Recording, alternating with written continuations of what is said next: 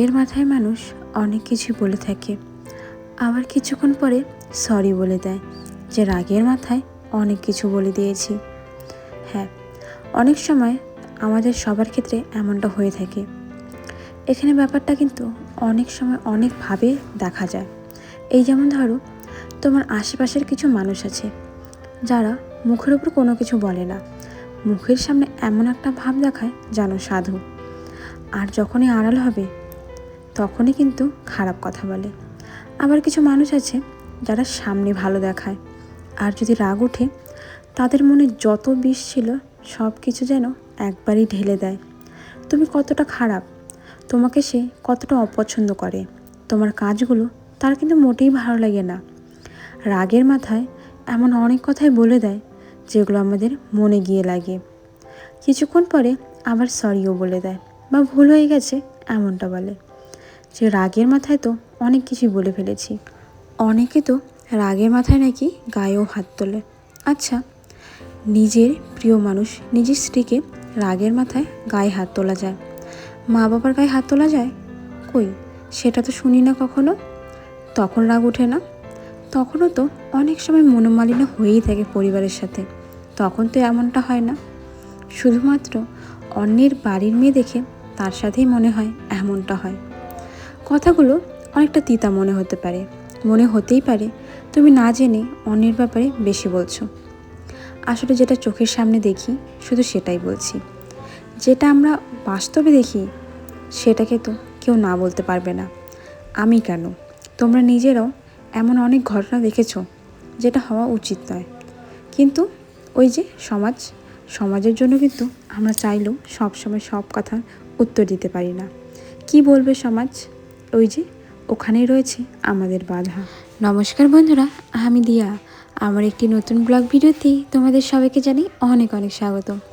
কেমন আছো সবাই কমেন্টে জানাতে একদমই ভুলো না। আজ হলো বৃহস্পতিবার, ঘড়িতে এখন বাজে সকাল 7:30। ঘুম থেকে উঠেছিলাম সকাল 6টায়। আজকে সকালে উঠে দেখি অনেক জোরে জোরে বৃষ্টি হচ্ছিল। কালকে রাতে তো আমাদের এখানে ঝড়ও হয়েছিল।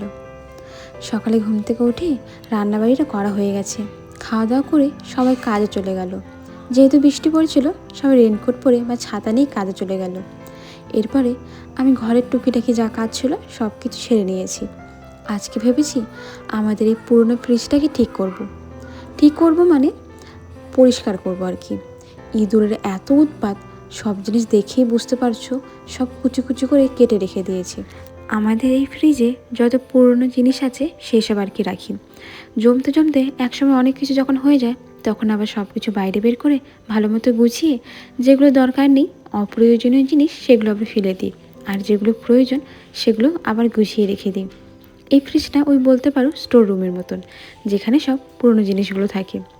আজকে যখন সব জিনিস বাইরে বের করছিলাম, ভেতরটা এত ময়লা আর এত দুর্গন্ধ, বাকি কাজগুলো আমাকে মাস্ক পরেই করতে হচ্ছিল। কারণ এত দুর্গন্ধ যদি ভেতরে যায় তাহলে নিজের কিন্তু শরীর খারাপ করবে। এই জন্য মাস্ক পরে আমি ফ্রিজটা ভালো মতো করে পরিষ্কার করে নিয়েছি। এই ফ্রিজটা এখন আর ঠিক হবে না। আগে তো মোটামুটি ঠিক ছিল, এখন তো পুরোপুরিভাবেই খারাপ হয়ে গেছে। যতদিন পর্যন্ত ঘরে কোনো জিনিস না কেনা হয় বা এই জায়গাটা ফাঁকা থাকে ততদিন পর্যন্ত এটা থাকবে, তারপর আর এটাকে ব্যবহার করা যাবে না। এটা কিন্তু অনেক বড়, অনেকটা জায়গা একাই নিয়ে রেখেছে। আমার শাশুড়িমা যেখানে কাজ করে সেখান থেকেই এই ফ্রিজটা দিয়েছিল। এই ফ্রিজটা আমার বিয়ের আগেই এনেছিল। মানে জানোই তো, বড়লোক মানুষ, ওদের জিনিস অনেক দামি হয়, অনেক মজবুত হয়। এই ফ্রিজটাও অনেক দামি আর মজবুত। আমার শাশুড়িমা সম্ভবত 1000-1500 দাম দিয়ে কিনে এনেছিল। আমি ঠিকঠাক জানি না, না জেনে মনে হয় আমার বলা উচিত নয়। তা যাই হোক, উনি নিয়ে আসছিল। প্রথম বেশ ভালোই চলেছিল ফ্রিজটা, কিন্তু একদিন বিদ্যুৎ চমকানোর কারণে, আর বাড়িতে তো আর্থিং করা নেই, সেই জন্যই আর কি ফ্রিজটা খারাপ হয়ে গিয়েছে। এরপর অনেকবার ফ্রিজটা ঠিক করা হয়েছিল, কিন্তু তবু বারবার শর্ট লাগতো। মানে ফ্রিজটা আমাদের হাত দিলে শর্ট লাগতো। এই জন্য ফ্রিজটাকে আমরা আর ব্যবহার করি না। এই আগে, মানে কদিন আগের কথাই বলি, তখন আমি ফ্রিজটার মধ্যে পুরনো জামা কাপড় রাখতাম। ইঁদুরের উৎপাতের কারণে জামা কাপড় বাদ দিয়ে এখন এই টুকিটাকি জিনিসগুলো আর কি রাখি। আমার আগের ভিডিওতে নাফিসা সুলতানা বলেছ, অনেক সুন্দর হয়েছে ভিডিওটা আপু, আর কথাগুলো। Thank you Nafisa Sultana. নাহিদা সুলতানা বলেছো, খুব ভালো লাগছে আপু ভিডিওটা, thank you Nahida. Rifa official বলেছো, খুব ভালো, থ্যাংক ইউ রিফা। তোমাদের মিষ্টি মিষ্টি কমেন্টগুলোই কিন্তু আমাকে নতুন নতুন ভিডিও বানাতে উৎসাহ যোগায়। আমাদের সমাজে এখনও পর্যন্ত এমন অনেক মানুষ আছে যারা মনে করে বাড়ির বউরা যদি ভিডিও বানায় তার মানে তারা খারাপ, তাদের চরিত্রতে মনে হয় দোষ আছে, নয়তো এভাবে বাড়ির বউ কীভাবে ভিডিও করতে পারে। কিন্তু তারা কি ভিডিও বানাচ্ছে, কি করছে না করছে সেটা দেখার মনে হয় তাদের সময় নেই, সে আলাদাই ব্যাপার, দেখুক না দেখুক। কিন্তু কোনো কিছু না জেনে না বুঝে কাউকে কোনো কিছু বলা উচিত নয়।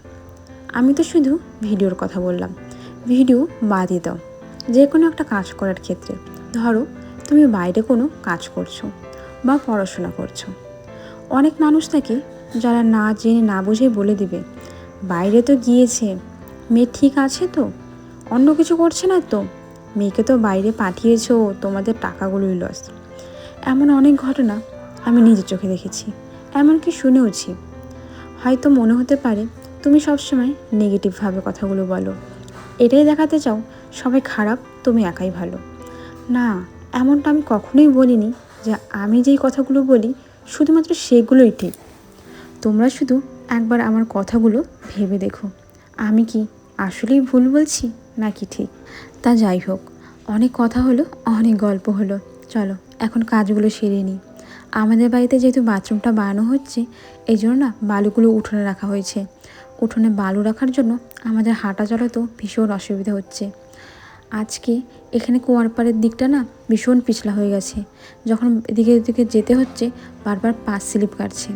যদি একবার পড়ে যাই তাহলে কিন্তু কোমরটা ভেঙে যাবে। আমার নিজের কাজ নিজে করতে ভীষণ ভালো লাগে, কে কখন করবে তার অপেক্ষায় আমি থাকি না। যেহেতু আমার অসুবিধা হচ্ছে এই জন্য আমি নিজেই ভালো মতো করে পরিষ্কার করে নিলাম ব্লিচিং পাউডার দিয়ে। ব্লিচিং পাউডার কিন্তু কখনোই হাত দিয়ে ধরবে না, এতে হাতে অনেকটা ক্ষতি হতে পারে। আমি যখন প্রথম বুঝতাম না, আমি এটা করেছিলাম।